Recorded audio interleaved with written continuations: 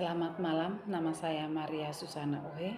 Di sini saya akan menjelaskan sedikit mengenai asam dan basa. Gangguan keseimbangan asam basa adalah kondisi di mana keseimbangan antara asam dan basa dalam tubuh terganggu sehingga menyebabkan perubahan pH darah. Faktor-faktor yang mempengaruhi satu, fungsi ginjal, di mana ginjal berperan dalam mengatur keseimbangan asam basa melalui pengeluaran ion hidrogen. Kedua, fungsi paru-paru, di mana paru-paru berperan dalam mengatur keseimbangan asam dan basa dalam mengeluarkan CO2. Ketiga, keseimbangan elektrolit, di mana keseimbangan elektrolit seperti natrium, kalium, dan klorida mempengaruhi keseimbangan asam basa.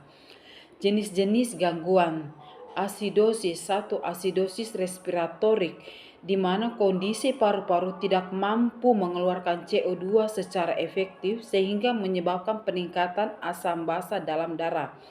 Kedua, asidosis metabolik, di mana kondisi ginjal tidak dapat mengeluarkan ion hidrogen secara efektif sehingga menyebabkan peningkatan asam basa dalam darah.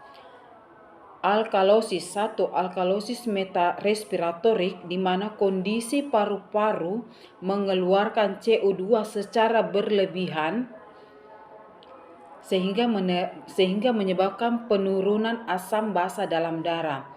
2. Alkalosis metabolik, di mana kondisi ginjal mengeluarkan ion hidrogen secara berlebihan sehingga menyebabkan penurunan asam dalam darah. Pemeriksaan diagnostik. Di sini 1. Analisis gas darah untuk mengetahui pH dalam darah, PaCO2 dan PaO2. 2. Pemeriksaan elektrolit untuk mengetahui keseimbangan elektrolit seperti natrium, kalium, dan klorida. 3. Pemeriksaan fungsi ginjal, di mana untuk mengetahui fungsi ginjal dalam mengatur keseimbangan asam basa. Penata laksanaan untuk medis itu 1. Koreksi keseimbangan elektrolit, di mana untuk mengetahui keseimbangan elektrolit yang normal. Kedua, pemberian oksigen.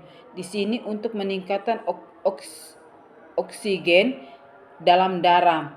3. Pemberian obat untuk mengoreksi keseimbangan asam basa dan mengurangi gejala.